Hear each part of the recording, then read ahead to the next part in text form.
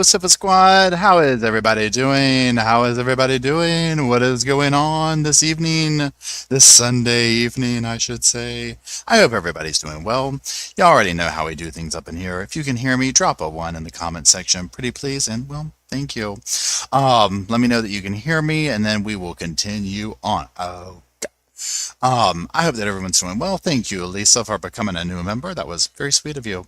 Colored Pencil, Jennifer, we got ones. Emily, hello, Emily. Y'all welcome our Miss Emily to the stage. She is our lovely friend, our lovely human, our lovely moderator. Thank you for making things possible, and I hope you are warm and cozy, Miss Emily. Thank you, everybody. Thanks, Blue Eyes. Thank you, Blue Eyes. I hope y'all are doing wonderful. Hey, Shayna. Y'all, Shayna, her book is coming. Well, it's already out. I already told y'all, but Saturday, or is it Saturday? Yeah, December 7th, 7 o'clock. Um, oh my God, yeah, I'm sorry. My brain is flipping out of me. Why can't, I cannot think of her name now. Gigi, whatever her channel is. What's the name of her channel? Help me out. I just have said it a million times. And I just now I'm like going, it's Gigi's channel. Drop the name of it if you know what it is. We're going to be doing a thing, a live chat on her channel over there talking about Shayna's book. So be on the lookout. I'll put an announcement out. Pretty Lies. Thank you, Shayna. My God, oh my. I knew it was a P. Dear God, you can't trust me with anything, y'all. Dear Lord, it's been one of those days. It's been one of those days. So, I hope everybody's doing well. This is a much needed reprieve from the drama of the house over here. So, a couple of things tonight. First of all, we're going to be going over the upcoming trial. It starts tomorrow. I don't know. I can't find out if they start with jury selection tomorrow or if they've already done that. And then tomorrow is the actual trial. I think jury selection starts tomorrow. So because there's like no like scheduled live chat or anything like that, the way channels normally do, it's going to be over on Court TV. So we're going to go over that tonight. And you already know what tomorrow at 1:30, 2 o'clock is, okay? I don't even have to tell you. And yes, we will be live streaming that here tomorrow at 2 o'clock. I've already set the live stream up. Okay. It's Sarah Boone sentencing. You know we're here for it. Literally, I already have my popcorn going. Okay. So, yeah. Hey, Indy, how's it going? Welcome our other lovely friend, our other lovely moderator to the station, to the sofa. Our third moderator, our lovely friend, our lovely human Tori, is traveling back from holiday gatherings and whatnot. We love her too. I hope everybody's doing good. Indy, I hope you're doing well. I hope you had good visits with everybody, and I hope you're warm as well too. Now, tonight's case, upcoming trial that we're going to be watching is about Jamie Komoroski. And Jamie Komoroski, well, she's not in jail right now. She was, but she is standing accused of taking the life of, this is basically known as the bridal situation. And we're going to go over that. So basically, she went out drinking, meaning she, Jamie, and this is, per alleged with evidence we've seen so far, whatnot. She goes out drinking all day long. She's doing her thing. On the other side of the, spectrum, whatever you want to call it, of, over here living her life is a bride and groom. They are having their blissful day, as they should be. They load up in the golf cart to head back home that evening, and their two worlds collide, literally. Jamie is plowing through the neighborhood. She runs into the golf cart. She kills the bride basically instantly. The gentleman, her husband, is hurt pretty bad, but he lives. There's another, I don't know if it's her cousin or uncle, I can't remember, another family member who's driving. They're hurt. People are injured in the car, but the bride dies immediately. The fiance, I keep saying fiance, the husband, is injured very badly. So, Jamie is arrested. Okay, she goes to jail, and we'll listen into this. Jailhouse phone calls came out of her complaining about her misfortune for having this happen to her. The dad is, good things happen to bad people sometimes, or bad things happen to good people kind of vibes. It was shocking. Okay, it was the brother and the nephew. Thank you, Kimberly. Absolutely shocking to hear these phone calls. Okay, we'll listen to some of them tonight. We're gonna go over some stuff with the Court TV's little thing they put out on it. I did some videos I've done probably several videos on it at this point, like when this is all going on. So that happens. She eventually gets out on bail. They go through all this stuff, right? And get her out. So then when I saw that it was like up for trial, I'm not gonna lie, I was like, that's already happening. I figured they would drag this out for a long time. In the meantime, there's been drama with the victim's mother, who we see on the screen right here, wanting, in the settlement. And it's just been a tragic situation all around. Okay. Lots of people settled. Restaurants that got sued and whatnot, in civil lawsuits, they settled for serving Jamie alcohol and whatnot. It's just terrible, and I'm not sure. My biggest thing that I want to hear, number one, is justice. Number two, I want to hear the opening statements. I don't know how you explain yourself out of this, right? Young Pumpkin says, I heard the mother had a car accident years before that killed the firefighter. I believe that is correct, Pumpkin. It's not good. Yeah, it's bad all around. And again, when you hear the conversations, the way the family conversates, meaning Jamie's family, you can tell where like the zero accountability comes from, right?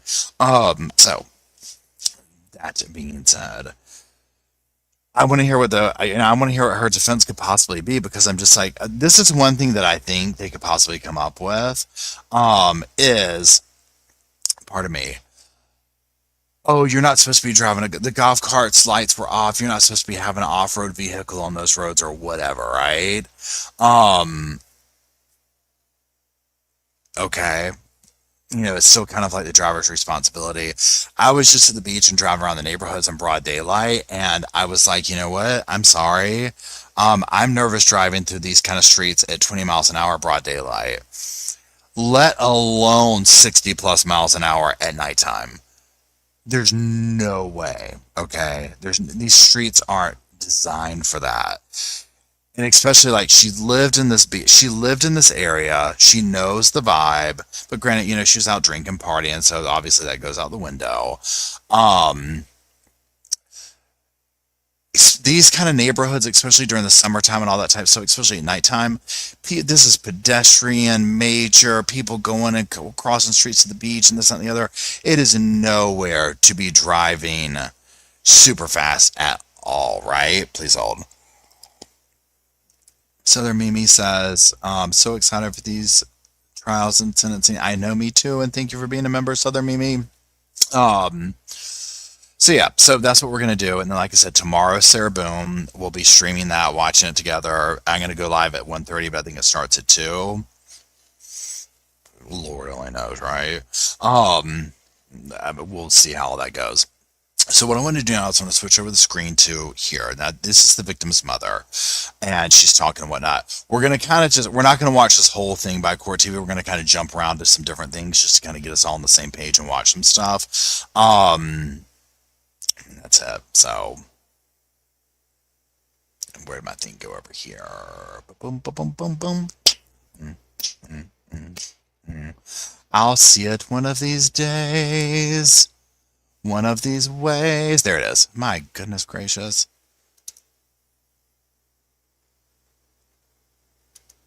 While Eric and Sam were preparing for their wedding day, Jamie Komoroski set off on a day of bar hopping. She began here at El Gallo Bar and Grill, then made her way to Folly Beach, making stops at 3 other establishments, consuming beer, tequila shots, and other shots of liquor. By the end of the night, Jamie's blood alcohol level was more than 3 times the legal limit.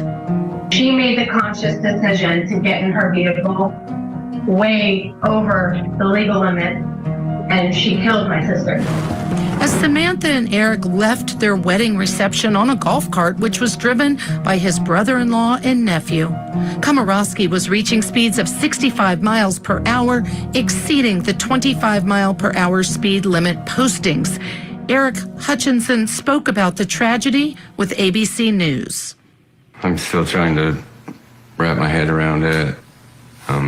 That night going from an all-time high to an all-time low, it's pretty rough to try to comprehend. I remember waking up just kind of foggy, out of sorts, and I could see my mom's face, and you could just tell something was wrong. And Komoroski spent 10 months in jail after allegedly being under the influence when she hit the golf cart carrying the newlyweds. I still just don't know why this had to happen to me. Because bad things happen to good people, honey. Jamie was released on $150,000. I'm sorry, we need to pause there for a second. This is what I'm talking about. Like, literally, I took the words out of his mouth because bad things happen to good people. Seriously. And he's not talking about the bad things happening to Samantha and Eric. Okay. And we were saying that earlier, even 25 feels too fast in these streets, y'all. And somebody said up here something about it would be manslaughter. Hold on, where was it? Because it's like, it's so true. I can't see where the comment went, but here it is. Northwest says, hey, Northwest, driving 16 to 25 would be manslaughter even if she was sober. I mean, this is, again, I don't know what they went to her with as far as like a plea deal or whatever. I'm guessing it was not pretty, you know what I'm saying? Because she's going to trial and going to tempt her, you know, like whatever.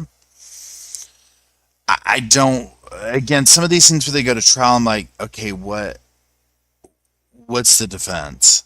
Like literally what is the defense? Because if they're going to try and say something, like, I guess it comes down to this, like right here, where if you're like, they weren't supposed to have the golf cart, and I don't even know if this is defense, I'm making this up, but this the only thing I can think of, right? They're not supposed to have the golf cart out. The lights weren't on. They're not supposed to be in the road. They were speeding too, whatever the case is, right? I'm like, this is almost like the same thing as like someone hitting a pedestrian. And it's like, oh, well, they hit a pedestrian. Well, the pedestrian was jaywalking. And they went through the 55 mile an hour thing at 75 in their car and hit them. But they were jaywalking. Okay, well, there's I get it, two wrongs, 100%, right? But it's the vehicle, in my opinion, again, I don't know law when it comes to vehicles and stuff, but in my world, my understanding is always like, it defaults to it's a vehicle person's responsibility to stop, right? And then that's not before you even get into the alcohol part. That's like everybody's stone cold sober, broad daylight. You start layering in the stuff of other things like alcohol and whatnot. But to me, I'm just like, it always defaults to you, the driver, right? You're supposed to be the person. You're driving the death mobile, right? A pedestrian or whatever. So same thing with this, where it's like, if they're not supposed to be in the thing, well, okay, great. But they were, okay, and you were going 65 and a 25 drunk. No, that's not how that works. And then all that aside, just the story, it gives me goosebumps. The story behind it, it was her wedding day. My God. Headed back from her wedding. Husband wakes up. However days later he said, oh, by the way, Samantha's gone. Can you imagine? Can you imagine? Please hold. God bless him. Life destroyed. Life started and destroyed on the same 24-hour period. I just imagine his next wedding if he ever gets married. The triggering things of seeing his bride in a dress. How do you ever, sitting there looking in the mirror, putting your tuxedo on, remembering back to the day that this happened? You don't ever come back from it. You just put the pieces together the best you can and you try and go on. Susan asked if the golf cart had lights on it. I do not know, but that's one thing I want. pardon me. That's one thing I want to hear. That's literally where my mind goes as far as the only defense that they could come up with is that basically like the golf cart was this, the golf cart was that, right? But I think that then they would it's like only the I think that then they would just come back and be like, but she was going 65 and a 25 drunk. You know what I'm saying? Like, I just think that that's how. I just think that's how it'll go or whatever. I don't know. Yeah, Lori says any wedding would trigger. Oh, 100%. Kat says the defense will say the golf cart shouldn't be on the road. The speed estimates are wrong. The BAC results are corrupt. The officers jump to conclusion. Yeah, literally. I've heard that Jamie is engaged. Oh, well, Pumpkin says, I've heard Jamie is engaged. I hope this is not true. So here is the thing. So when and I don't know how, like, I don't know the update on her and her boyfriend, but I mean, she was like wanting to get out and like start her life with her boyfriend, getting married and all this kind of stuff. So it was a hard, and we'll probably hear them in these calls here. It was a hard pill to swallow listening to her phone calls between her dad and all that. So anyways, let's keep going. Here we go. Okay, Susan said, there are laws that determine if something is a motor vehicle. Some of them have to do with taillights and headlights. Okay, interesting. Okay, here we go. I'm going to go back and push play, y'all. $50,000 bond and faces reckless vehicular homicide charges, as well as 3 counts of driving under the influence causing death or great bodily. Okay, did y'all just Northwest? Did you just hear the charges they said? Reckless vehicle homicide. So, and then the DUI charges. From where I saw, she faces between 3 and 85 years. Injury.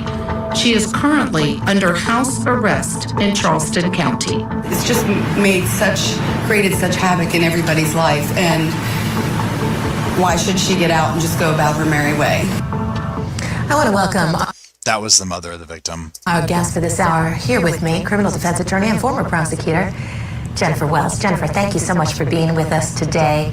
We just listened to Judge Ashley Wilcott's piece on this really tragic situation that happened there in South Carolina. Just looking ahead here, they're going to send me out there to South Carolina to cover this case that's expected to start next week. I'm really surprised that there has not been any kind of plea agreement. I'm just scratching my head here thinking of a possible defense. What's your take on this?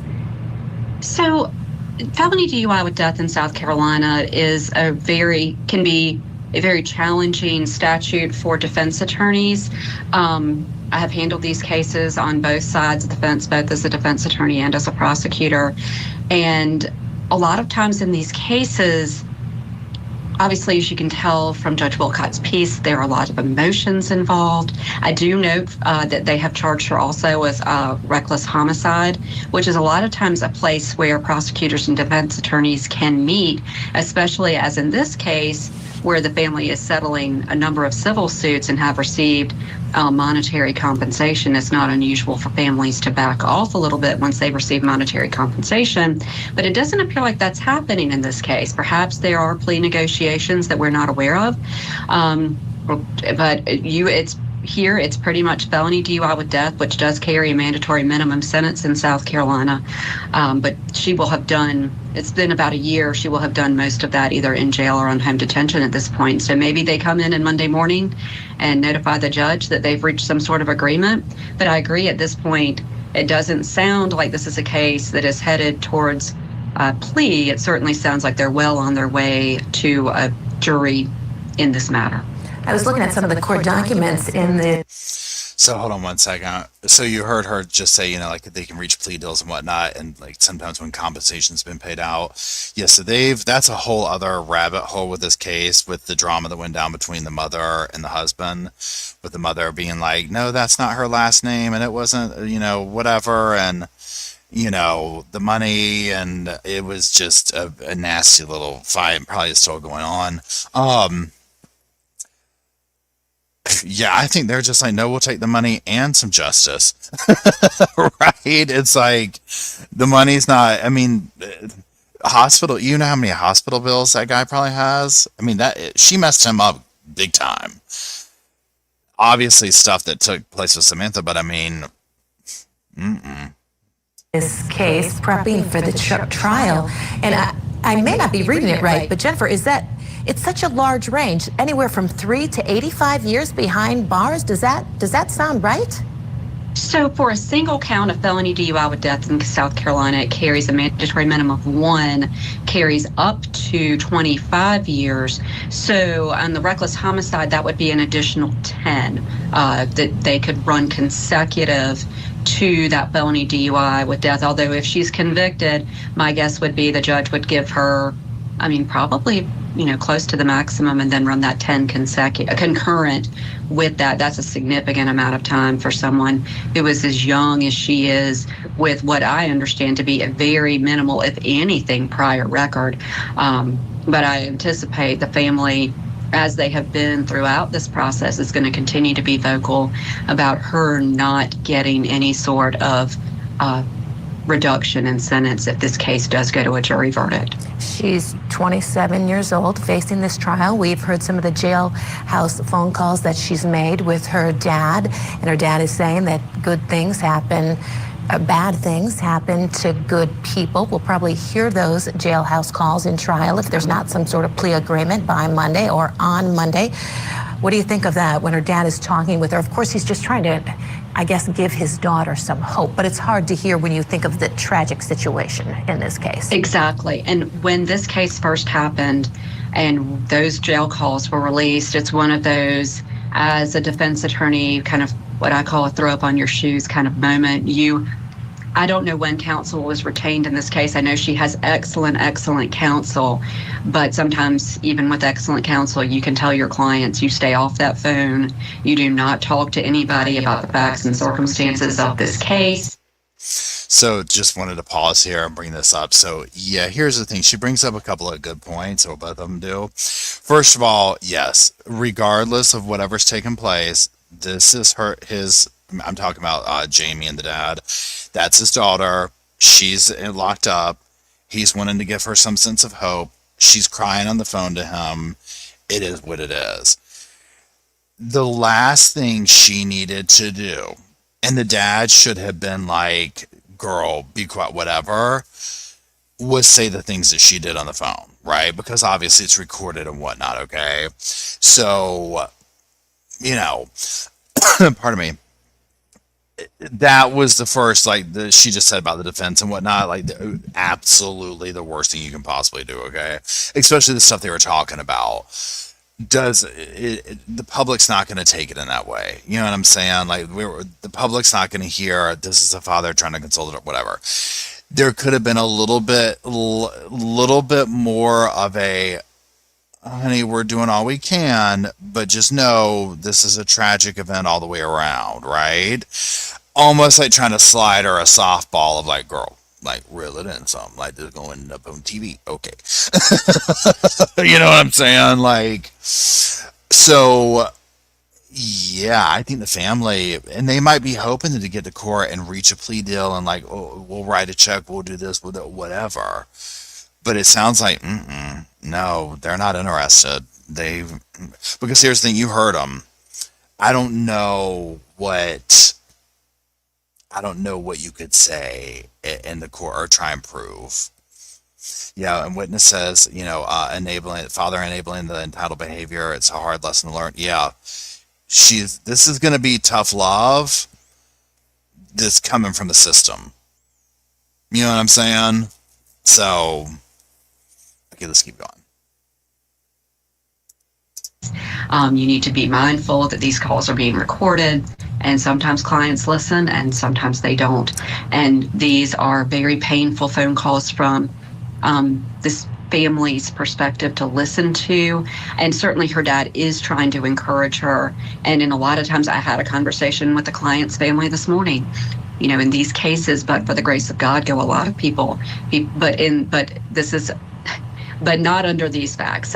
This is obviously a case where they've got some demonstrated evidence of a night of what could be in the light most favorable to the defendant described as binge drinking. And I think the state will, obviously, if it goes to trial, we're going to hear a lot about just how egregious her actions were leading up to this accident.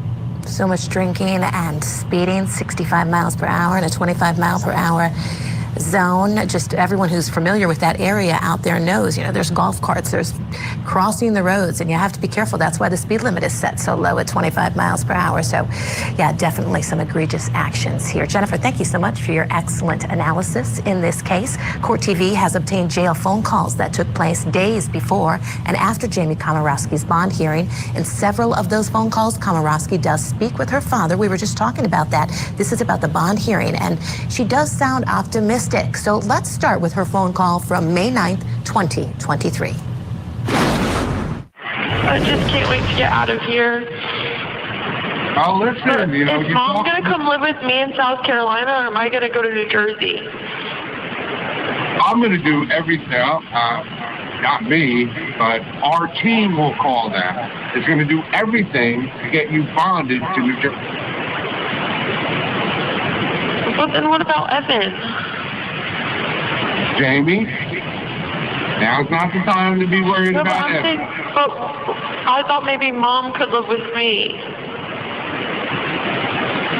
No, baby, Mom can't move to South Carolina. And listen, when you talk to her, your mom, first of all, she's very upset that she missed your call. Okay. And you should call her when we're done. Okay. But think of it this way. Mom moving to South Carolina would be a huge break in her life. You're talking about her selling her home, quitting her job. I thought that maybe CJ would just take care of the house. So I'll go to New Jersey. It's okay. I'll go to New Jersey. Well, put it this way, New Jersey is where it's most stable for you. Yeah. And Jamie, nothing for nothing. You kind of have to think of what's most important. Yeah, Evan I've been texting Evan and everything. I like Evan a tremendous amount. No, I don't want to talk to you about Evan. Okay. We won't. Okay. It makes me sad. I love him. Well, listen, Jamie, I understand that, but you have to deal with reality, okay? Yes. I mean, if first of all, it could be 12 weeks before bond court. Okay, I want to pause for a second. So at least in this phone call, this section, the dad is like somewhat giving her a dose of reality of like, you got to deal with reality. Like she literally is just like, I don't even know if I heard this phone call before where she's like, I'm like, girl, you're lucky that you even got out. Like she has zero idea how much trouble she's in, right? Like zero idea. Like, oh, well, Mom can move down here to South Carolina and I don't want to leave my boyfriend. It's like, girl, you got bigger fish to fry right now. Like, you could be looking at the rest of your life in jail. Like, you don't even know at this point, right? I mean,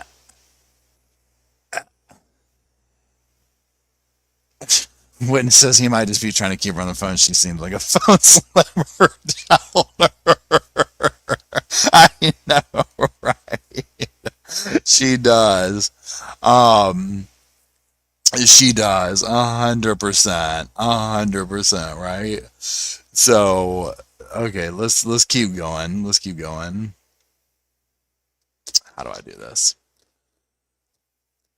Hold on. Where is the button? Okay, there it is. Okay, here we go.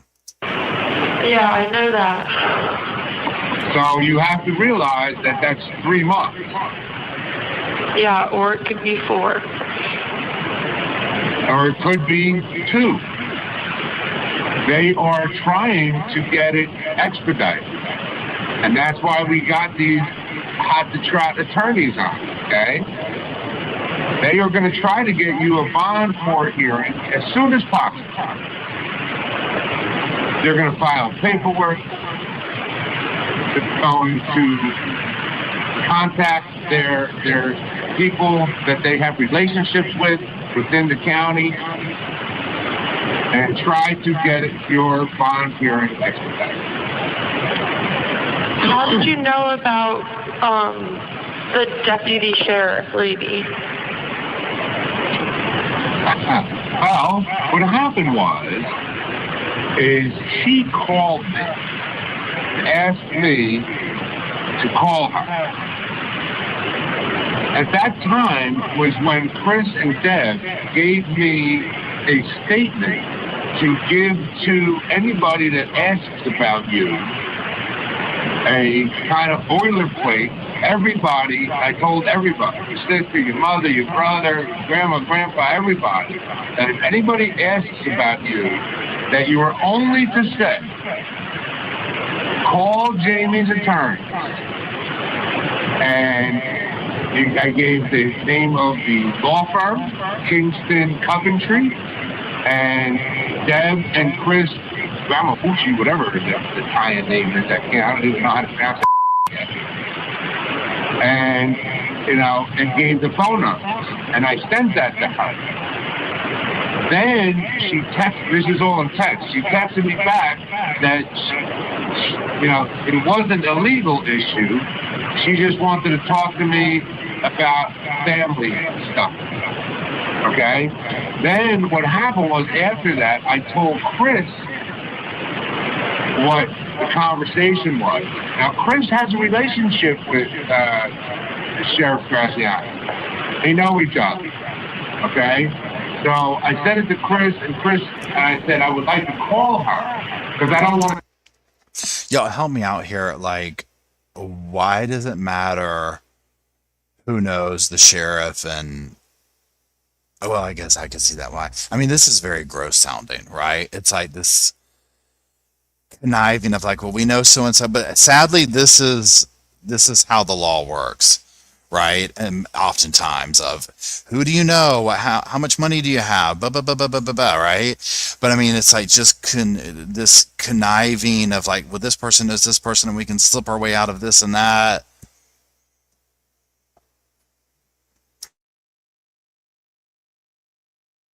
Disrespect this lady. And Chris said she is a really nice person, and he encouraged me to call her, and I spoke to her. So that's how the whole thing with Sheriff Garcia.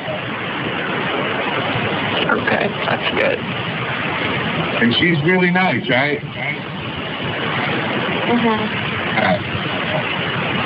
So I think I just feel a little bit better now. I just don't want to I'm just excited to get bond and then just keep going after that and take it step by step. Jamie, you know what? It's just like when somebody has a life-altering issue sitting in their life. You take it not only day by day, you take it hour by hour. Every hour you get through is 1 hour behind you. Every day you get through is 1 day behind you. Every week you get through is 1 week behind you. Don't think too far into the future. You take care of yourself right now for the next hour, 2 hours, make it till it lights out, right? And that's how you get through. I just can't wait to hug everyone. We are going to have more from the jail calls between Jamie Komoroski and her father when we come back. You're watching Court TV, your front row seat to justice. I'm Vinny Politan. Welcome to Closing Argument. Only on Court TV.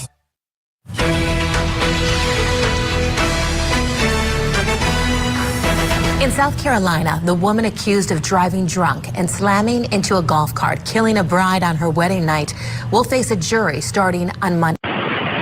Okay, you want to hear what it was? You want me to read this wacko text to you from your mother? What did she say? Don't tell her I told you, okay? Because you're going to be calling. Don't tell her I told you this. For all of the world to see, right? It's just like, oh my god. Like I think they both like have no clue how this works. Like you would think the dad does, right? Okay, here we go. Are you ready for this text? Are you sitting? Here we go. From your mom. This is her text. I have noticed all the signs from you that tell me Cindy is your girlfriend now. You couldn't even hug me automatically when you saw me. I had to ask you for a hug. You also didn't look at me in the eyes one time when we were toasting the James. Good luck. Is she screwball or what? Then, before I got to respond, she was quick on the text. She goes, you also haven't mentioned her. Your no reply confirms it. I didn't even, it was so fast, I didn't even get the answer the first one time. So I texted back, LOL, wacky. She is absolutely not my girlfriend, in capital letters. I don't ever want a girlfriend. Dealing with you and my kids are more than enough to deal with. You are wacky. And then she texted me back just now. Okay. I'm so worried for our baby. I'm sorry. Your mom's like wacko. I know. That's why we love her. Cindy's your girlfriend. I'm like, what are you talking about? She can't even care anymore.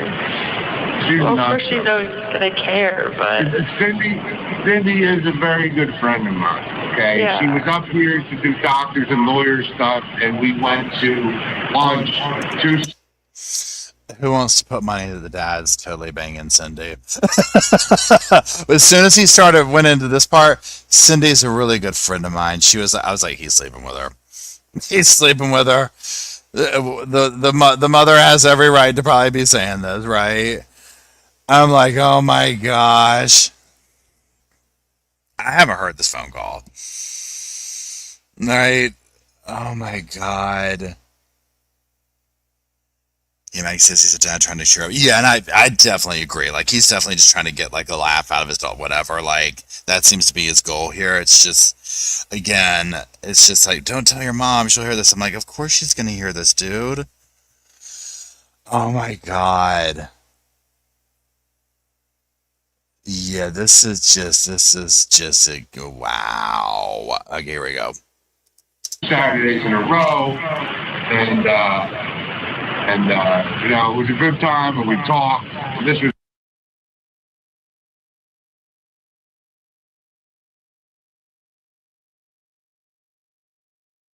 That's fine. I don't care. You can do whatever you want. You can have a girlfriend if you want. I don't want a girlfriend. I love your mama. I love you kids. And that's all I give. Okay? Okay. Right? Yeah. So Dad, when I have my bond thing, they're gonna give me a date and they're gonna say, okay, it's gonna be on this day. They're probably gonna give me what, like a week's head notice or something? I don't know. I started, now remember, Jamie, this is so new. I mean, it's Thursday I retained the attorney. So, yeah, I'll figure it out. I get it. You don't know. I'll try to figure it out. But what I'm saying is, I'm just wondering, like, so, like, after I pay bond and stuff, like, are you and Mom going to pick me up? I'm going to be at the bond here in court with you. Okay. Okay? Mm-hmm. I will be there, sitting there in court with you. Period. Good. Okay, good. Okay? Yeah. Maybe when nobody's looking, I might come over and, like, give you a hug. I'll jump over the about the chairs and come and get you, okay? I don't know if that's a good idea. I don't know if it's a good idea, but I'm going to go for it. Yeah, but we got a lot of good information to everyone today, so that was good. It was a productive meeting that we all had. Well, let me tell you, I talked to Deb and Chris on a cell call. They were in a car, so I was talking to both of them, you know what I mean? And they both like you very much. They think you're an absolute sweetheart. They think that you are very smart and you're going to be very helpful with the case. And Deb says that, you know, she hugged you and she really felt the connection. And that is so important to have the case progress, okay? That you and her particularly get along. I'm sure that the lawyer would say, as long as Dad wrote that check, yes, I got a good vibe off her when I hugged her. We're going to win this. Yeah, that's 2 zeros on the end of that. I mean, my God, right? And we'll see if they get her off of it, right? We'll see.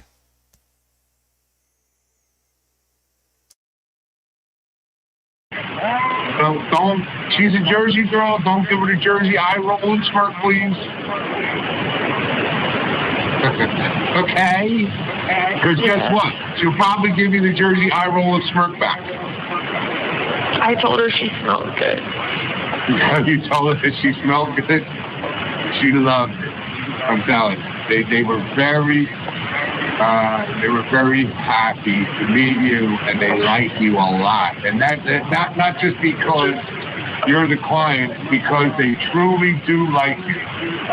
Yeah, I'm just so happy that you were able to get like such good people to like help me. Like, there's so many people that don't even like, they can't even afford like to get a lawyer or anything, and I just feel so lucky that I have such good people that are able to help me. We're going to have more from the jail calls between Jamie Komoroski and her father. Thanks, Ableist. Yeah, I definitely agree. So, like, looking at the comments about the dad trying to cheer up, 100%. Like, I get it. Like, it's his daughter. I do agree that there's probably a level of, like, how do you say it? Like, trying to make sure, yeah, she doesn't do something to herself. You know what I'm saying? Because the severity of I guess what's jarring about it is it's almost like the severity of this, she's so blinded to the severity of it, where it's just almost like this is really, really bad. You know what I'm saying? Like, and maybe if that sunk in, like, I don't know. It's so bizarre. Like, listening to her talk where it's like, okay, so when they do the bond hearing and then I'm going to get out, and it's like, okay, well, any human being would want to have some hope. Like, right? I mean, like, I get it, okay? But on the same note, it's so odd to me. It's like, it's almost like you're listening to this phone call about somebody who, like, got like a mix-up of some sort, like they were jaywalking and got stopped, and the cop was like, well, you've got this old warrant out for unpaid parking tickets. You know what I'm saying? Like, that kind of thing where it's like, I don't know, it's just bizarre to me.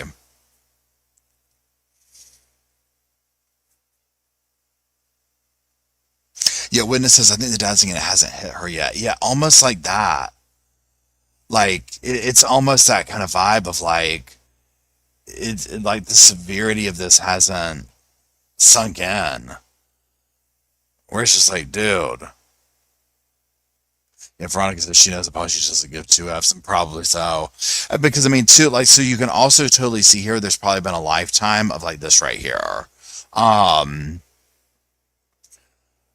Of dad fixing whatever, you know, cleaning up the mess, never having to like, how do you say it?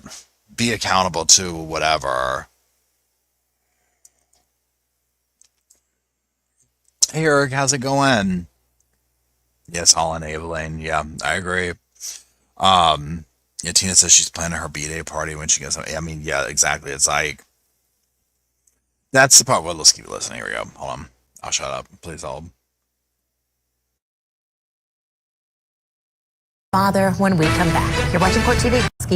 And her father before she was released on bond. Take BAC level.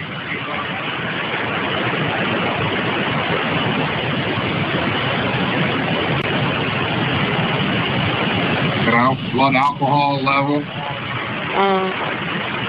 Yeah, not good. So that situation that came out today, and the conversation was, you know, alcohol rehab is something you need to do. You know, you need to accept the reality of some of this stuff, baby. Okay? Yes, but now that just makes me even more scared for, like, the future and everything. Listen, the future,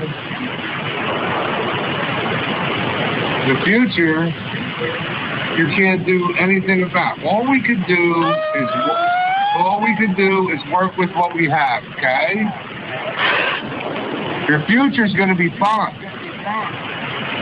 We need to train, hold on.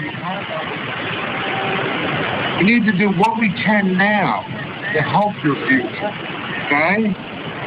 Everything that's being done now is to help you in the future. And the future meaning tomorrow, this week, next month, next year, okay? That's what we're working on, okay?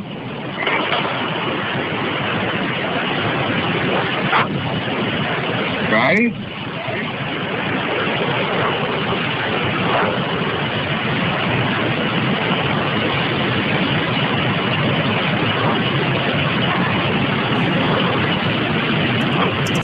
The dad puffing on that cigar. Yeah, you could tell, like, the fact, like, some people would give their left arm. Now, I know he's not talking about getting sentenced to an alcohol rehab, but, like, literally would give their left arm to be like, okay, so if I go to rehab, like, this would be bad for her to say, but it's almost like, if I go to rehab, will it make things look better? Before you even get into, like, yeah, you probably, like, should look into that to begin with, like, in the given situation. But, like, she's even, like, upset over that. Now, I can understand, again, it's like, okay, people have lost their lives. She's doesn't really understand that she's probably fighting for the rest of her life. But when that reality comes in a little bit, she freaks out. But it's like, I mean, all the dad has said was, like, a rehab and we're melting down. I don't know what to say.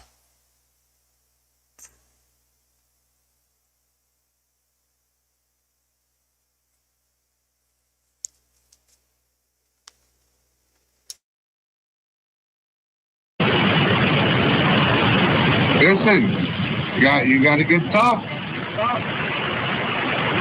I'm just scared, Dad. I don't want to go away for so long. Well, listen, we're doing everything we can. Right? Dad, we got the right people working on it.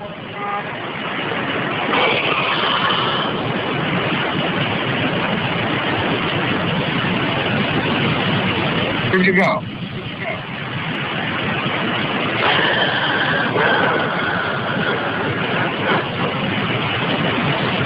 We got the right people working on it. Everything's going in the best direction it can. Okay? Nothing more can be done. Nothing. But you need to help yourself. You need to help yourself. Okay? understand? Just so nervous. Well, listen, of course you're going to be nervous, but you need to help yourself the best that you can. Okay? Everything is being done to help you the best that we can. We got Deb, we got Chris, we got Nathan. She absolutely knows how to work her dad over. Like, notice when the tears came out and her getting all upset and stuff like that. When he starts coming at her with the littlest bit of reality, she knows when to turn it on. And again, if she comes out of this learning to face reality, that's going to be one of the best things for her, because it's she knows how to operate in the world that her parents have constructed for her. You know what I'm saying? And so she knows how to work her dad over here, and it's girl, you can cry all you want, but that might not be enough here. It might be out of your dad's hands. All-star. Okay?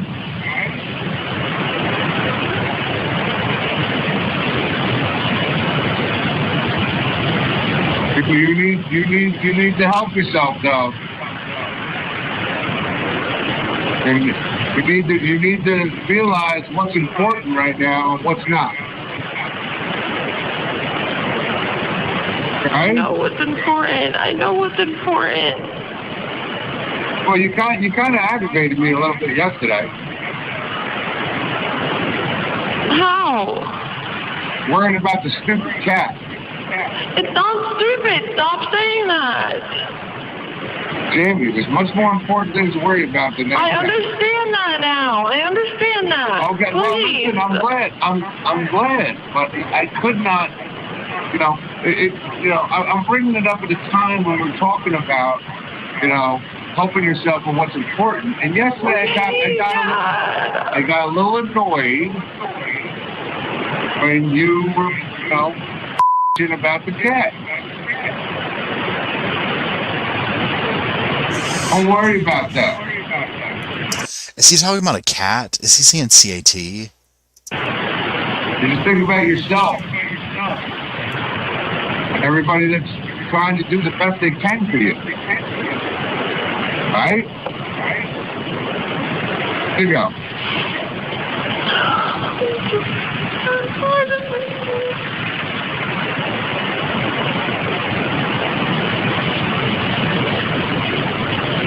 This is not going to be easy.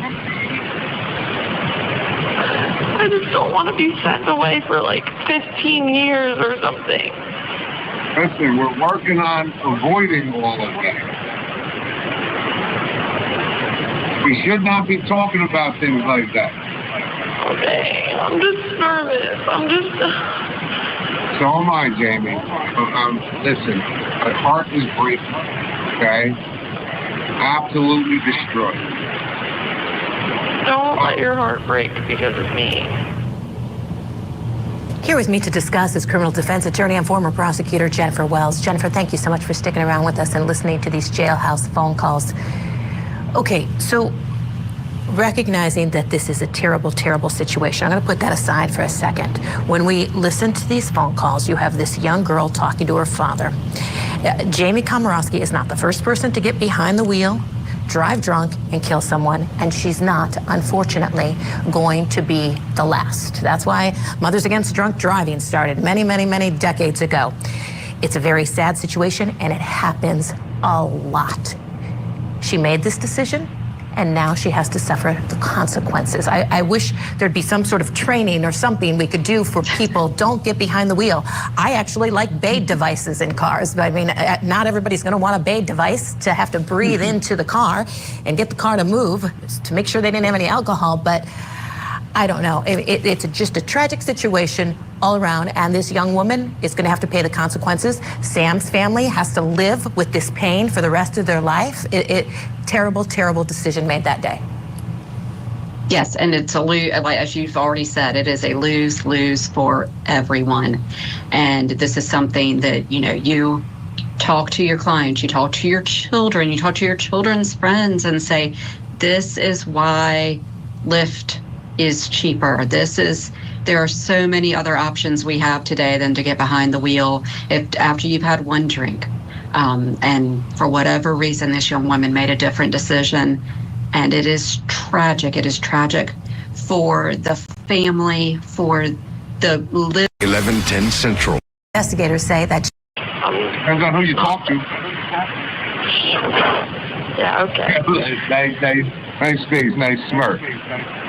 But I'm just hoping that it goes well and that they let me go back to Jersey. Yeah, well, it's like I said, it's when the court date is available and also when the attorneys are ready. Mm-hmm. If you go before they're ready, then it's the waste of the bond here. If they're not ready, you don't want to go, right? Yeah, for sure. Now, there's going to be, there's going to be stipulations involved with you getting bonded. Yeah, I know. Like one of them is going to be rehab. Yeah, that's fine. I told her I'm willing to do whatever they want me to do. I don't care what I have to do.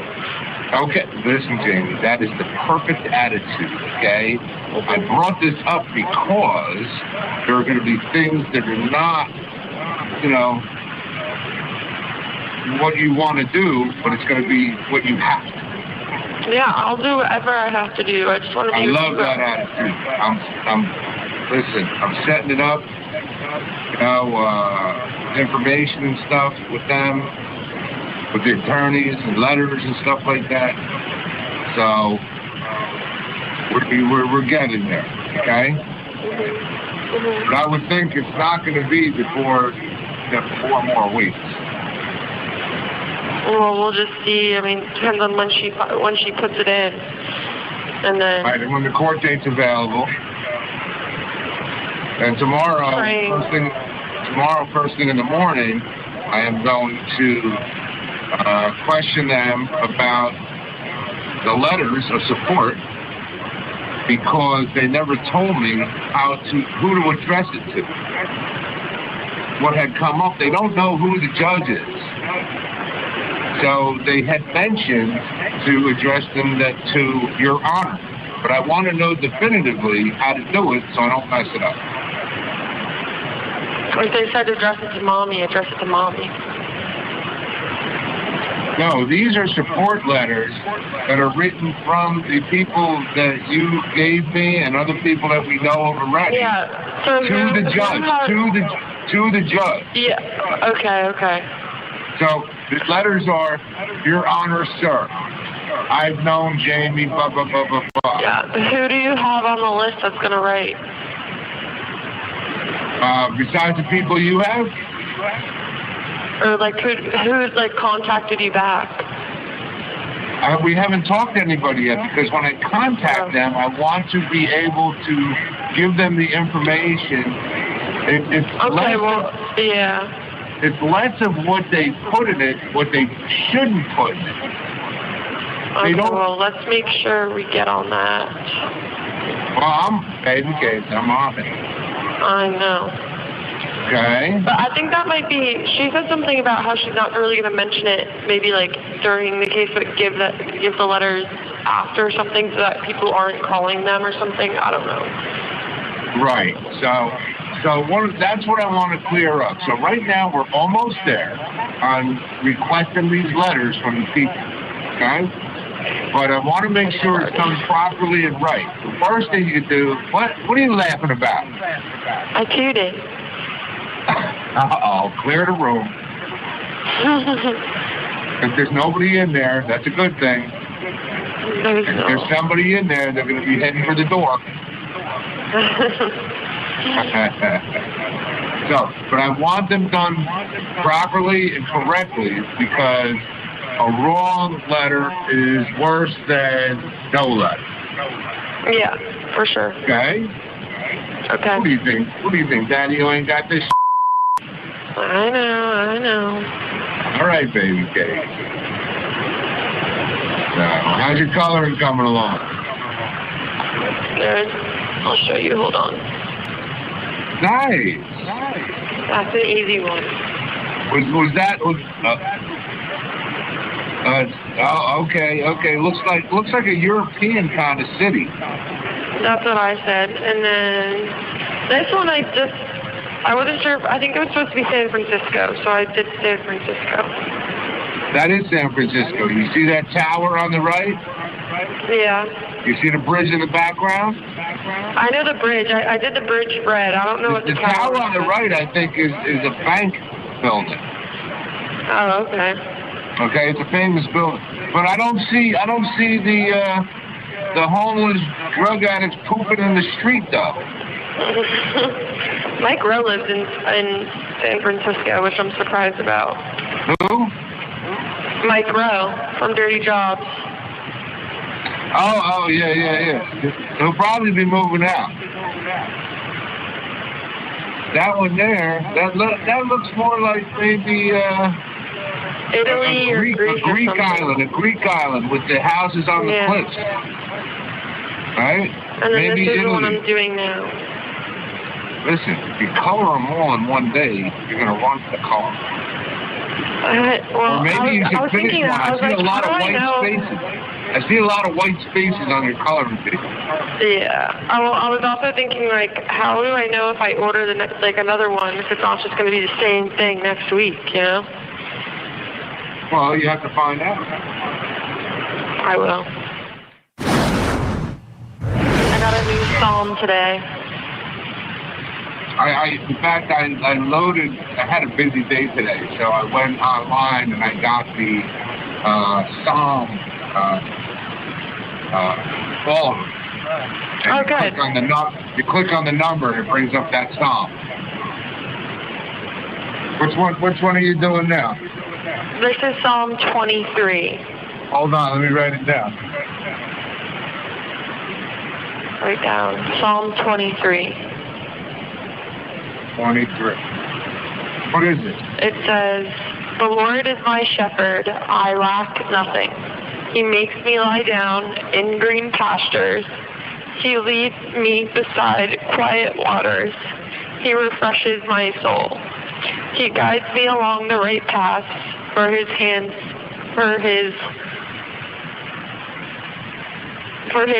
sake. Even though I walk through the darkest valley, I will fear no evil, for you are with me." Very nice. That's a very nice psalm. You know, it's kind of appropriate, isn't it? Right? So, did that lady tell you about that psalm, or did you find it yourself? She told me about that one. I like this lady. Yeah, she's really nice. She's like my favorite nurse. Okay. Good. I'm glad you found a favorite nurse. Hey, is there a way, or can I send you, like, books or something? You're saying you're short on books. They're going completely paperless. Huh? They're going to go completely paperless, so there's no books. I can't have any books. Well, how are you supposed to read? They have, like, books that you can pick off of these, like, off the tablet. Oh, the tablet you have that you're using? Yeah, that's a little difficult. Still here with me is criminal defense attorney and former prosecutor Jennifer Wells. Jennifer, thank you so much for sticking around today as we listen to these jailhouse phone calls between Jamie. To some of the conversations here. Being drunk after a day of bar hopping. Inside that golf cart were newlyweds Samantha Miller and Eric Hutchinson, who were leaving calls with her presumed boyfriend, Evan Tatro. Komoroski lightheartedly discusses how she's been keeping busy, letters she's received in jail, and even jokes about sending Tatro some of her hair clippings. It doesn't look like you have dreadlocks. What's going on? Oh, let me show you. Hold on.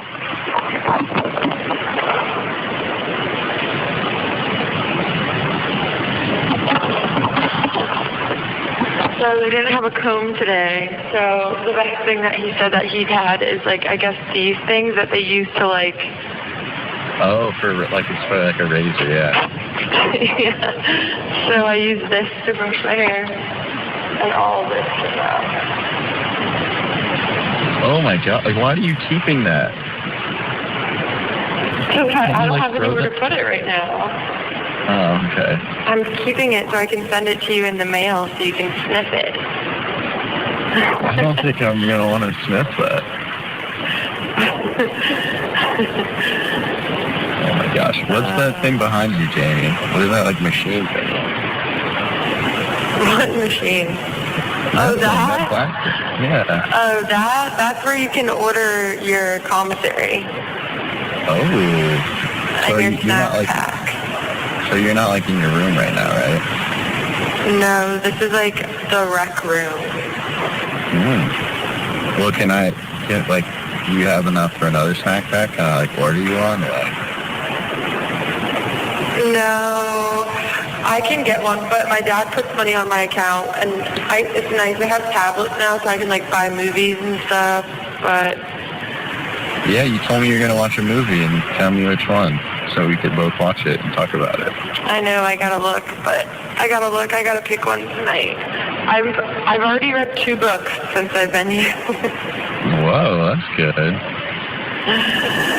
Yeah. You said you're working out, too? The one book you would actually really like. It's about the Olympic Games in Brazil. And basically there's like this evil guy. He starts off nice, but then he becomes evil and he wants to like give back to the poor because like the rich people built the stadium but like took from the poor people. And so it's like a spy, like, but it's like they're in Brazil, so it's like cool. You like it. That's pretty cool. Wow. I'm glad that little girl shared her grapes with you. I know, it was so, like, we went on the boat and then we were going to watch the basketball game.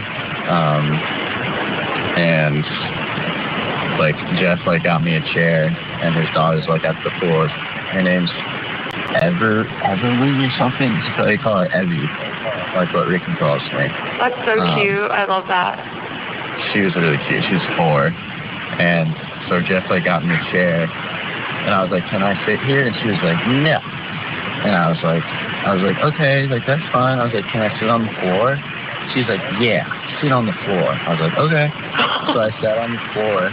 I didn't care. And then there's, like, grapes and snacks, and I was like, oh, are these grapes? Like, can I have one? And she's like, no, those are my grapes. And her mom was like, Evie, like, share. I was like, oh, it's okay. I was like, Evie, can I have the grape, please? She's like, nah. I was like, please. And then she's like, okay. So she grabbed me one and then like put it in my hand, but dropped it, so it went on the ground. And she was like, ha ha. So I was like, oh, it's okay. So I ate it anyway. She was like, ew. Oh, that's so cute. And then I got another one. And then I was about to leave and I was like, bye, Evie. Like, nice to meet you. And she was like, bye. And I was like, can I have a high five? And she was like, no. I was like, what about like a fist bump? And she's like, no. And I was like, can I have a hug? And she was like, no. I was like, what do you mean? I was like, okay, bye. So then I picked her up and gave her a big hug. And she was like, oh. I was like, well, you didn't say it good. So I just went ahead and like, she was like laughing and her dad was laughing. So it was fun. Oh, that's so cute. I wish I saw that. We played dodgeball. What? Yeah, we played freeze dodgeball with like bounce balls and stuff. And then I won. I want to play dodgeball. What the f***? Stop doing fun things without me. What am I supposed to do? We need to start playing pickleball. Yeah, I'm down. You only need 2 players. That's right. And I could up in pickleball. I know that. No, you couldn't. We play pickleball in high school. I learned how to play pickleball in high school. You would not me up in pickleball. No shot. No way. We're just gonna have to wait and see. I figured out finally how to get like letters that people were sending me. And there's this guy, Travis. who found me somehow. And he wrote me one letter that was like nice, whatever, like saying like, God, whatever, like I'm praying for you and all this stuff. He's like, you can write me back if you need someone to talk to. Then on Mother's Day, I get a letter that he wrote to me, and it said, Happy Mother's Day to my future baby mama. And then he like wrote this thing, and I was like, what the heck? So, you better watch out for Travis. Well, I got you a postcard. I send you a postcard where you can get like the picture. Do it. If you send a postcard, I'm just gonna get a picture of it. I don't know if they send it back to you or where the paper one goes, so you might just want to save it. Or you send a picture of me through the email thing. Okay, I can do that. Okay. I will. I'll send you You're gone for 2 weeks. Yeah. It was a long time. Yesterday I woke up in Copenhagen, Denmark. That's so weird to think about. It took me 24 hours to get home. Mm-hmm. Do you want to know what I had for dinner? Sure. It was a hamburger patty, 2 pieces of white bread, rice, and green beans, and 2 cookies. Oh. Did you make a hamburger with the white bread and the hamburger? This one girl the other day, I guess you can get like squeezable cheese. She had squeezable cheese and she was putting it on everybody's burgers. I didn't get any, but apparently it was really good. So. Well, are you being nice to everyone? Your dad told me you were being nice to everyone. Maybe not being. You were being kind of mean. What? My dad said that he put you in check. I was like, I'm sure you did, Dad. You said what? My dad said that he put you in check. That I would? No, he said that he put you in check. What? I don't know. He's so weird. But, somebody came up to me. One of the girls was having me sign a letter for, like, I don't know, something. And then it was somebody that I haven't really talked to. And then she was like, is it true that your dad owns the Cavaliers? And I was like, the Cavaliers? And she was like the basketball team, like the NBA team. And I was like, no. The owner has the same last name as you. It's Komoroski? Yeah. He has the same last name as me? Mm-hmm. That's so weird. Like Komoroski? Mm-hmm. What? I need to get on the phone with him. We might be related. Mr. Komoroski, get me tickets. Oh my gosh. When I get out, we can go.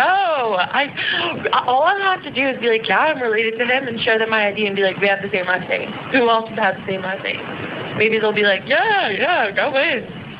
You know how cool that'd be? And then you'd be like, who's that girl over there? And I'm like, Uncle, whatever your name is, don't you remember me? I'm not sure it works like that. A girl can dream, okay? Okay. Well, I did talk to Dad today, though. It's good. Huh? You talked to my dad? Mm-hmm. He's so crazy. He's kind of like, he's nice. He said I can call him Chuckles. He's not crazy, but I doubt that. No, he didn't. No, he didn't. I'm just kidding. All right, coming up next, Komoroski speaks with her dad from jail and says her goals are to stop drinking and to lose weight. A lot of great insight into the mind of this defendant driving drunk. Goals with her father. Let's listen. Well, do you want to see what I've written down? Sure. I wrote a little bit today. First, I have a section for, hold on.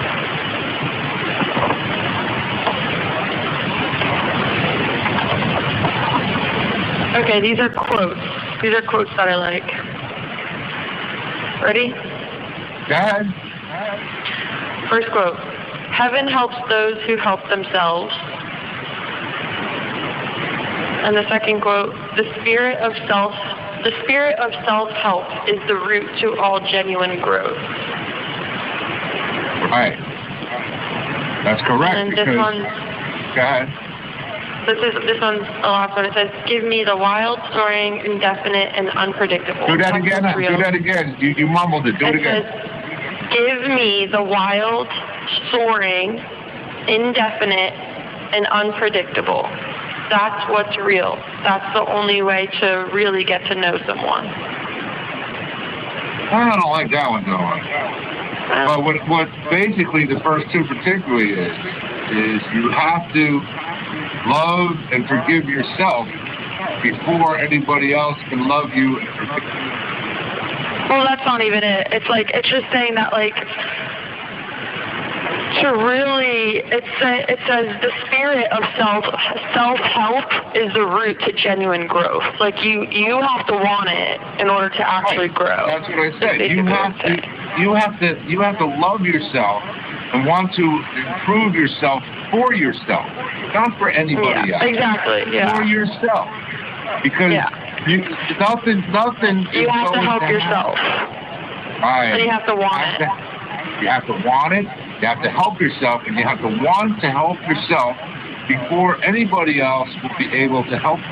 Mm-hmm. And then I have some goals. So goals are being sober, exercise, get fit, good, become closer to God, good, help others, good, find my passion. Yes. Good stuff. And then I put for ways I can help others, assuming I hopefully get bonded out. At Mom's, I could make crafts. So I said I could sell crafts as a nonprofit. So whatever I make, I could donate. So I said, because I know how to make candles, jewelry, paintings, and then learn to knit or crochet. And then organizations that I would like to help would be foster kids, any local kids that are in poverty, the VAA, and animal shelters. That's good. You know who else is very important? The veterans. Mm-hmm. That's why I put the VAA. Well, I'm not sure what VAA means. I think that means the Veterans Association of America. Okay, yeah. Very important. They need all the help they can get. They protected us, and we need to help them. Another thing I said is I could create a community book library outside Mom's house. Have you seen those? They're little wooden houses, and it's a community book library, and you can put stuff or take a book, whatever. Mom has the perfect neighborhood for that. I know, yeah, she does. You have to put a security camera out there in case somebody tries to steal the damn book. It's okay. Big laugh. I mean, I've kept a library book for too long before, so. You think? Yeah. You outright stole them. It's funny, I actually thought about, no, I returned them. It was just 2 months later. That's all, only 2 months? Yeah. And then for Find My Passions, I put things that I like, and I said hosting, cooking, helping others, making people feel good about themselves, animals, learning, the outdoor, and selling things. Because shopping, but instead I would sell things. I like selling things to people that people like. Good. Or good. making things that people like that they would want to buy. Good. Now what happens is, your list is very young. You made the list, today or the past 2 days or so? So what you do is now you take each individual item on the list and you go into a little more detail about how you are going to that's what I would do. Get to the end. Very nice. Oh, like yeah. one of the goals was help others. So I said ways I could help others, and then like that's how I could do it. You know? Right. So now you take each individual item and you list it, and you start making more detail on how you can help, or how you can get it done, or what is your passion, and just take your initial list of, say, just pulling a number, 5 things.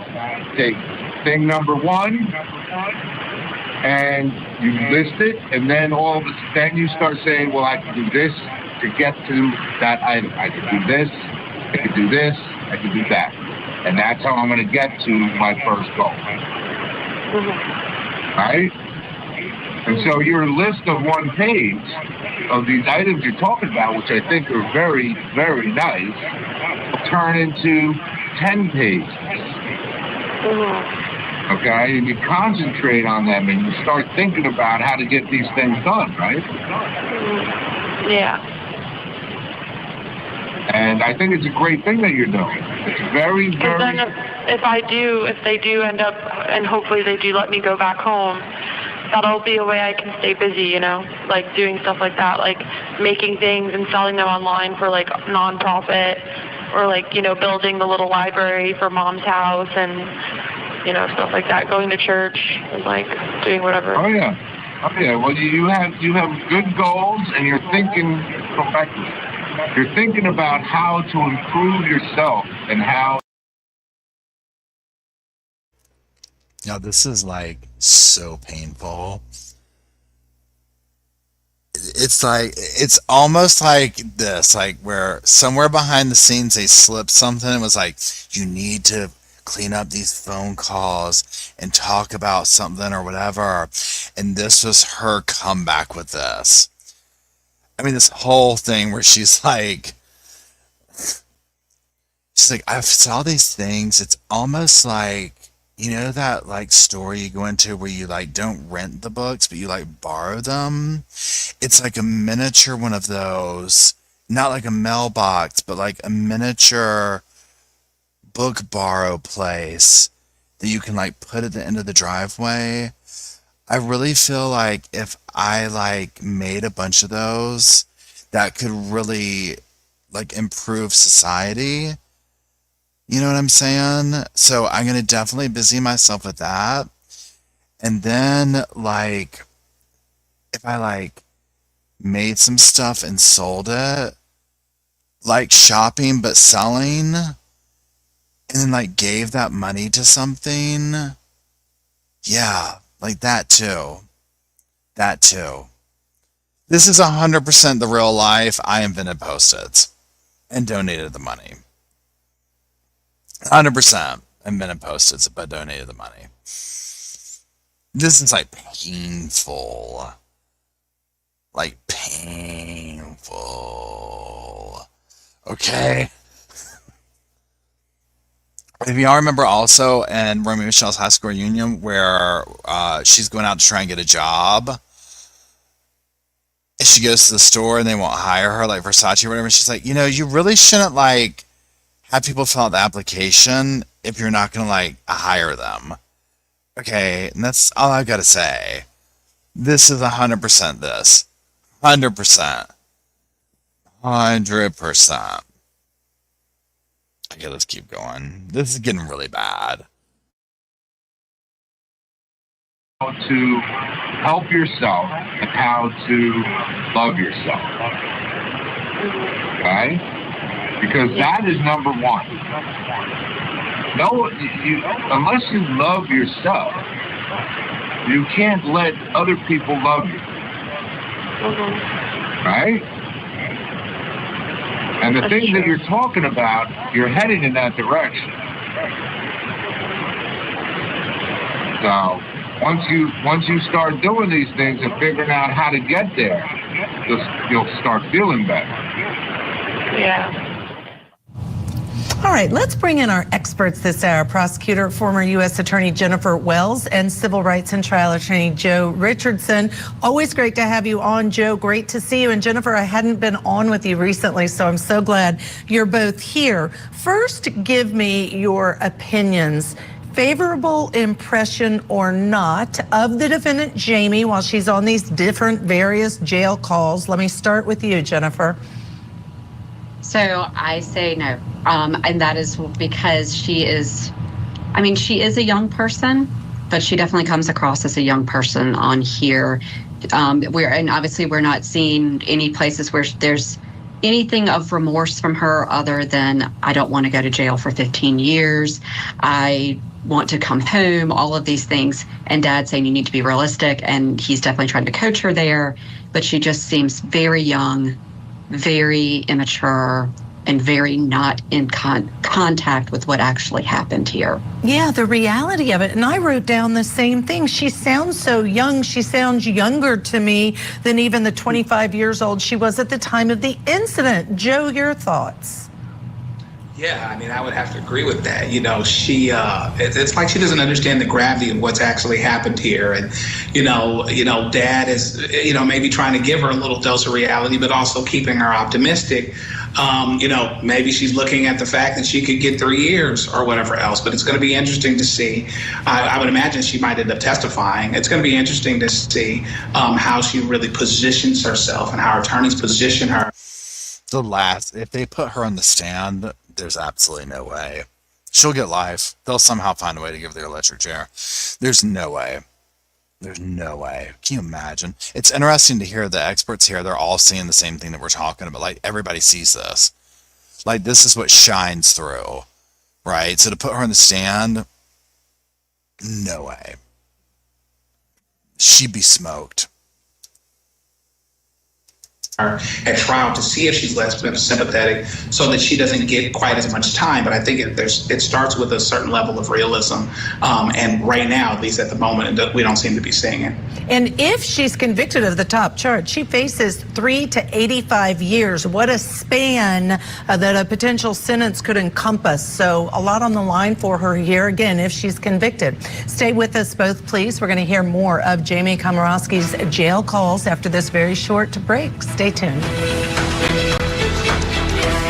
things I want to do, like things I eventually want to do, like I want to travel to all 50 states. Okay. Paragliding. I said I want to hike the Appalachian Trail. How far? I don't know if I would do the whole thing. If you did, well, you consider it's about 1,000 miles.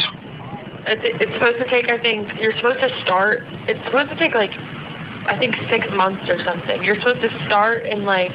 Georgia? You're supposed to start... In Georgia and walk to Maine. In Georgia around end of winter. Because then it goes winter, spring, summer, and then you end at the top in fall. You end, like, in May and fall. That's in Maine. It cuts through New Jersey. I've seen it. Mm-hmm. Yeah. So I saw people walking on it. Yeah, there's some people that walk the entire thing. I don't know. Maybe I would start off easy and just do like maybe. Yeah, then maybe you go to the Watchung Reservation and walk around the lake first. That for start. And then I want to do a road trip down the PCW highway. The what? Oh, Pacific Coast Highway? Mm-hmm. Okay, all right. Yeah. All right, well, that's like the bucket list, right? I started reading I found a good book on the tablet, and it's just like inspiring stories and like people who've been like, in hard times and just stories about their lives and just inspiration and stuff. So that was good. I found that. I was reading that on my tablet. Okay. How much are you into it? How much you have left?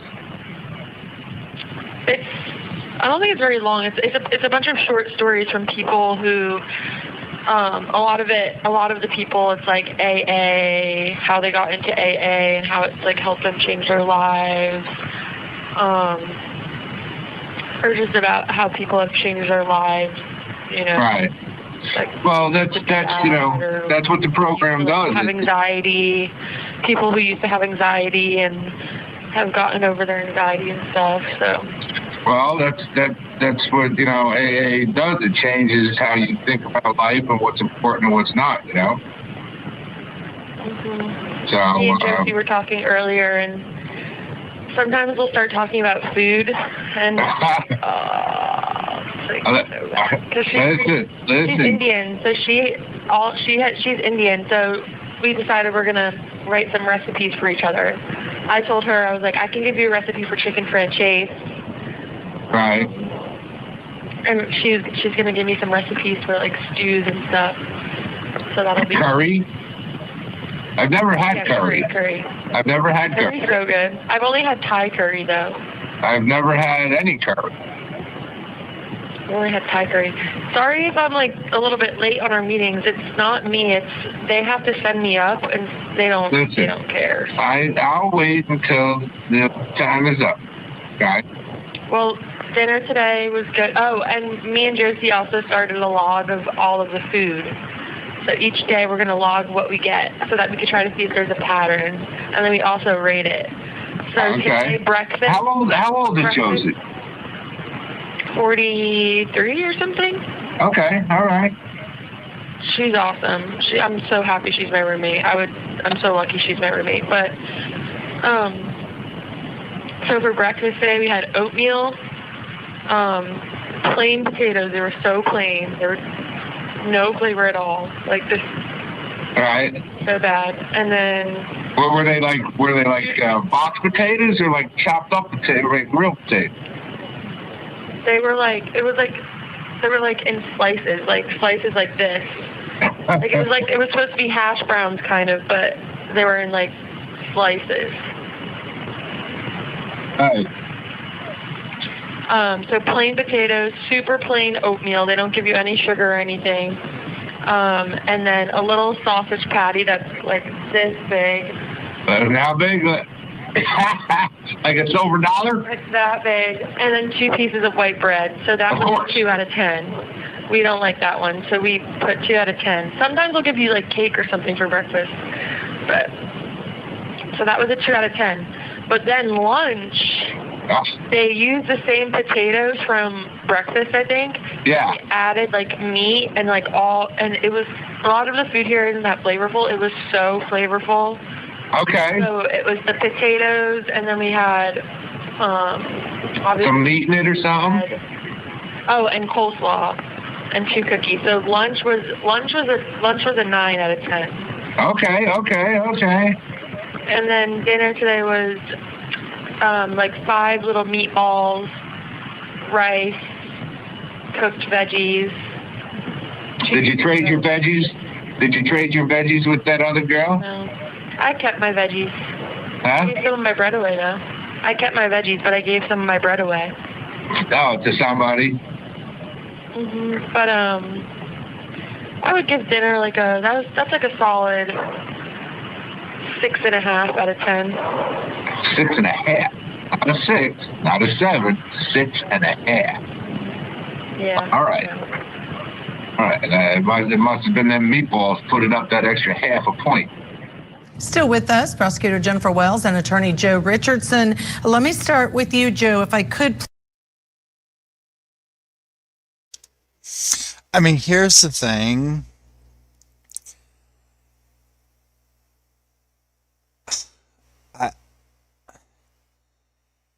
I'm trying to even think where to start. Thanks, Ablis. It's like, okay, yeah, on one level, it's like, keep it light. It's a serious situation, meaning like from his perspective to her, it's like, take out what she did. But like, the dad to the daughter or whatever, it's like, okay, clearly it's the way they all talk. And I'm even thinking back to I'm just looking back over people I've known where it's like, you have to treat them like a child. Remember, at the time of the incident, she was 25, so she's almost 30 years old, okay? The most in-depth conversation they had was about the pretend miniature bookstores at the end of the driveways, right? That was the most complex depth we've heard, and that was really painful. Like, really painful. I just, yeah, Amy says she acts 13. It's like stunted youth. Like, I would really love to see like one of the like professional like therapists, would do really good like as hidden true crime. What's his name? The husband, the psychiatrist, someone like that to like tell us what's happening here, right? It's like she's stunted at a certain age. Yoshimita says Arrested Development. Yeah. Yeah, she's out on bail, Dr. John. Yeah. Yeah, thanks. I mean, it's literally like they're dealing with a child. Maybe she's intellectually prepared. That would be a defense. But yeah, Kat, very true. I mean, maybe this could be a thing. Like, because it's to that degree that I'm just like, it's, on the one hand, it's like, okay, that's his daughter. He's trying to keep it light. He's trying to keep her in. He doesn't want her to whatever. I get that part. But this almost like goes like, I don't know. It's like he's talking to a 5-year-old. Like, there's nothing there. There's nothing going on over there. He says she was fault. Yeah, 100%.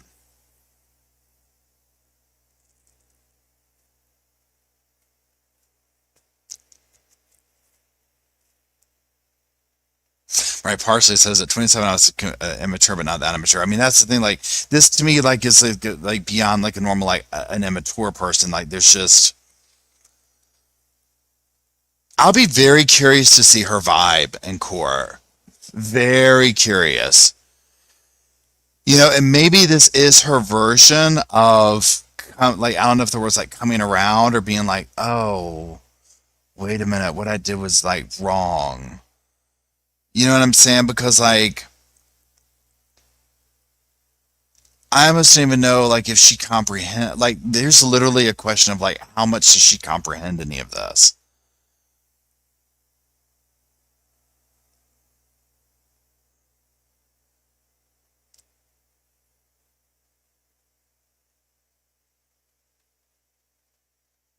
Yeah, agent says I've seen this behavior in really rich women with kids in their 40s. Thinking, how did you even have kids, right?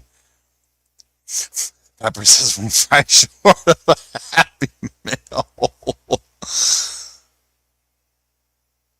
Yeah. So Dominic says, "I wonder what she would be obsessed having." I don't know. Tori says, "I'm glad I didn't grow up rich and spoiled." I know, right? Cindy says, well, her boyfriend is comfortable talking baby talk. Even the boyfriend, right? It's like even he comes at her. And again, I get there's a sense of like, she doesn't want to be where she's at. Things are serious for her, whether we agree with whatever. Like, take her aspect away from the whole scenario of like looking at it from like to the victim standpoint for a second. And then like just completely put yourself like over here of like, okay, this is his girlfriend, their daughter. They're trying to keep it light. They're trying to entertain her. But even on that level, this goes beyond that. You know what I'm saying? Where I'm just like, what was this like on the outside? Boyfriend looks like he wears a fedora. Oh my god. Y'all's comments are killing me. I love it. Oh my god.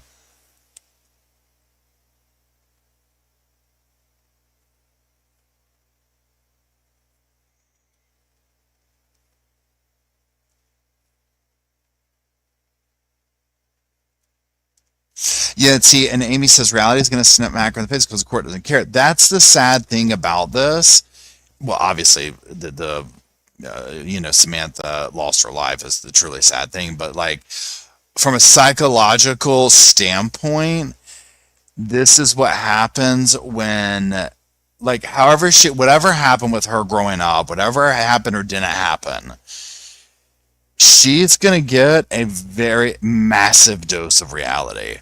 Because I've not seen anything that could help her case in any way.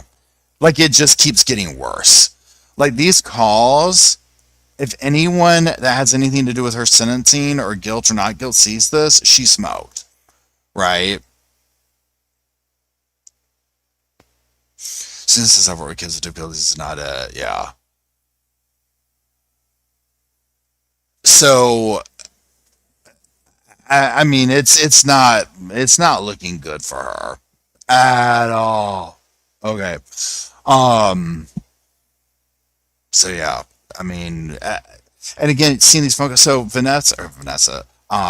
Samantha's parents, Eric, all the people involved in that way, they have what they've watched this. They've heard this. This is why they're probably like, oh, yeah, we'll take the money, and no, we're going to trial. Period. I mean, what do you like? There's again, I want to see the opening statements. That's my biggest thing. I want to see my whatever you call it, opening statements.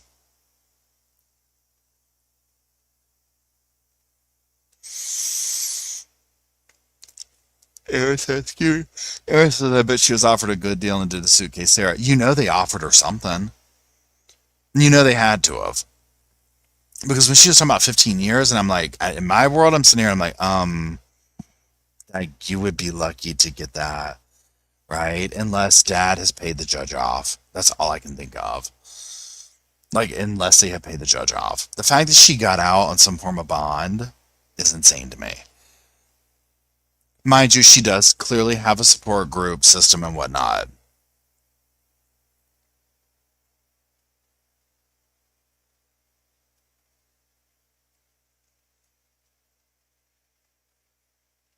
They're maybe expecting to get up there and be like, you did this time, you did home confinement, you did this, it's your first time.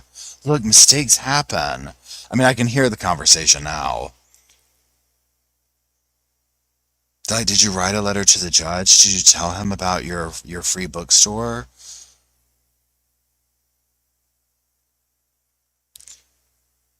That's going to be like her cause, right? Where she's like, I'm going to vow to walk the Himalayan trail and put a free bookstore at the end of every driveway in every town.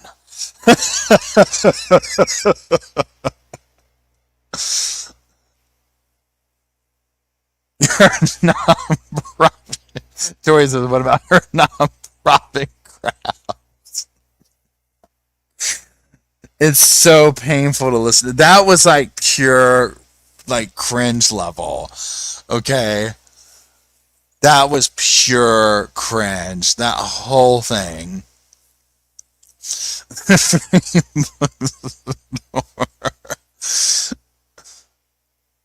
Oh my God. Because here's the thing too, is like listening to her, you can tell like the second she got out, she would be quicker to want to do a TikTok account rating prison food than she ever would doing her free bookstore. You know what I'm saying? Like that's, and I mean, whatever, but it's just like, yeah.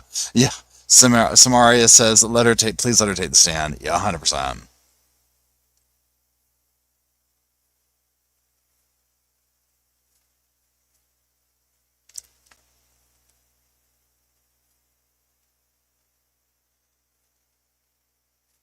Yeah, and she tooted. She's like, I tooted. Imagine if she, like I said, imagine she just like, I mean, I'm talking just let one rip. And they find a way to play that in court. In opening statements. Just her absolutely just mudsliding her pants.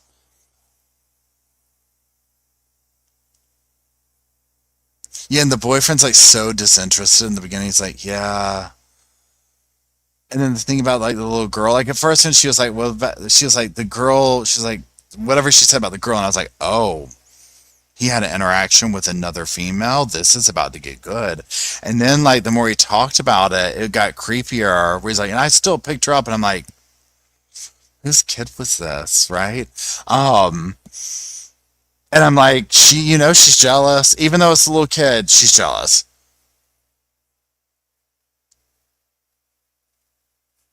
It tooted. Chrissy said, I thought you were saying it tooted. Right? I know.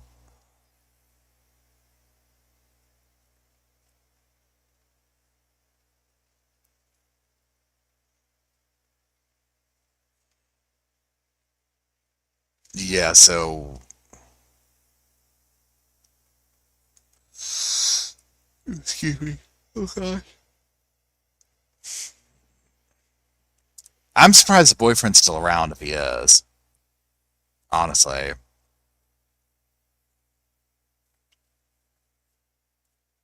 I'm surprised. I'm surprised if he's still around. Like, how do we even know how long they were together, her and the boyfriend?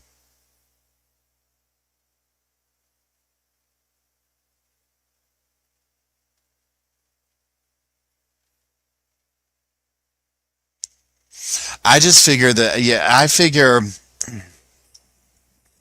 yeah, he's gonna be gone. He's gonna be gone. But again, like, imagine telling her you're gonna break up with her. Imagine the things that she would probably do, especially on the outside, to manipulate that back around. It's almost like the vibe I get off of her is like somebody, again, like I kind of said earlier,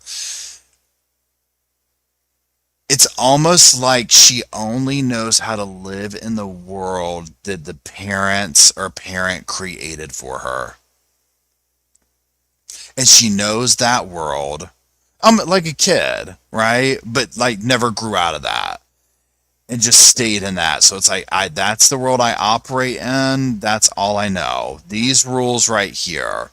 If I cry and scream, Dad will fix this. If I do this, this will happen. If I say this to my boyfriend, when she was talking to her boyfriend about like Travis, the guy who wrote her, and then he was like, she's like, oh, you're going away for a couple of weeks. I'm like, oh yeah. She's trying to make it. I'm like, girl, he's probably going on vacation with another girl. Like, he doesn't care about Travis. Sure, ride him. You know what I mean? Okay,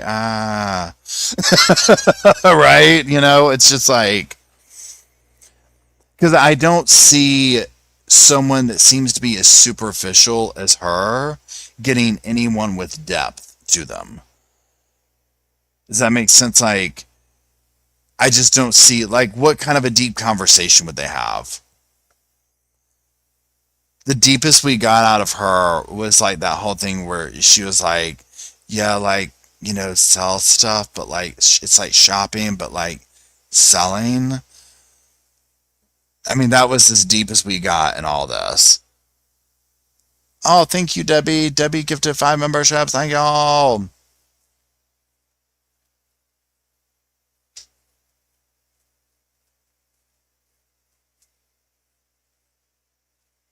Yeah, Arrested Development, I agree. 100%. Like, remember that show? Oh, excuse me. I have to go a second. You all hit me. My body has rejected Jamie. Remember that show, Arrested Development? If you've watched it, you know what I'm talking about. Like, the way that family is in there, where they only know how to operate around themselves and in their microcosm of the world. You know what I'm saying? That's what this is giving.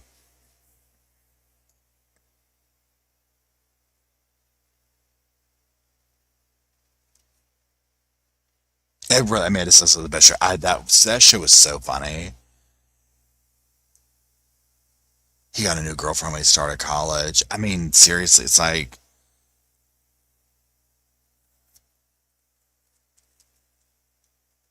Bluth Houses. Yeah, that show was the chef's kiss. I don't think she was really that injured. Yeah, Justin Bateman at his finest in that show. 100% agree. Her car is messed up.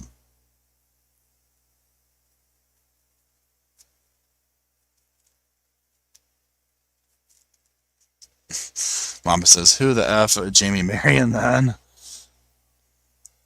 Diva says, I love Arrested Development. Yeah, that show is good. I've watched that one several times. The mother in it, I can't remember her name. She's passed since. Pure comedy genius.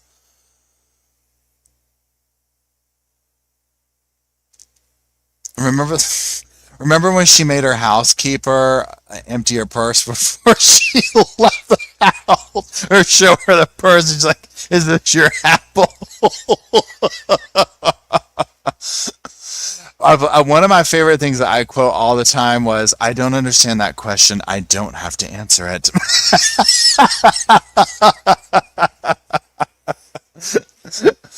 If y'all haven't watched that show, you gotta watch it. It is so funny.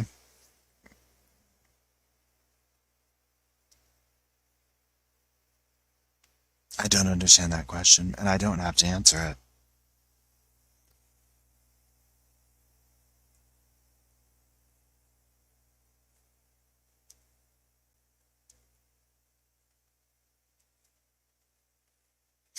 Okay, so let's recap here. So tomorrow, so here's the vibe. Tomorrow, 1:30, live chat streaming Sarah, this channel. I'll post it beforehand. I already scheduled the live though, so like if you subscribe to this channel or whatever, you probably already seen it there. But I'll do like a reminder and post on the other channels too. We're gonna see what happens with this. So if they are out of the blue, like, hey, we're going to be streaming the opening statements, or starting for this case right here with Jamie, I'm going to try and jump on and do it. But other than that, I think what they're going to do is we're going to see. I think it's interesting that they haven't posted like the live starts at this time. So we'll do either a recap or something. Maybe we'll see, because I mean, they could show up and some kind of deal is struck. I mean, we don't know, right? So that's what we'll do. We'll do that, and then we'll kind of go from there. But 100%, 100% on for, okay, jury selection, yeah. So we'll basically do recaps for the Jamie trial. Just depending on when it is, because this week's crazy for me. But we'll keep following it and see what happens. And then obviously Sarah. So that's it. Thank you, Tori. Thank you, Emily. Thank you, Indy, for hanging out, for keeping the sofa cushions fluffed. Thank you, everybody, for hanging out and going over that with me. Thank you for super chats. Thank you for the laughs. I 100% needed those today. Oh my gosh, it has been one of those days. And that's it. I hope y'all are doing well. Tomorrow, 1:30 p.m. Eastern Standard Time. Be here, be square. I was trying to think of something to rhyme with it, but I can't, so we're just going to leave it at that. So that's it. I'll see you for Sarah's scene tomorrow. And y'all have a good evening. Everybody sleep tight. Everybody stay warm. I love you. Thank you, moderators. Thank you, Sofa Squad. I will see you tomorrow afternoon.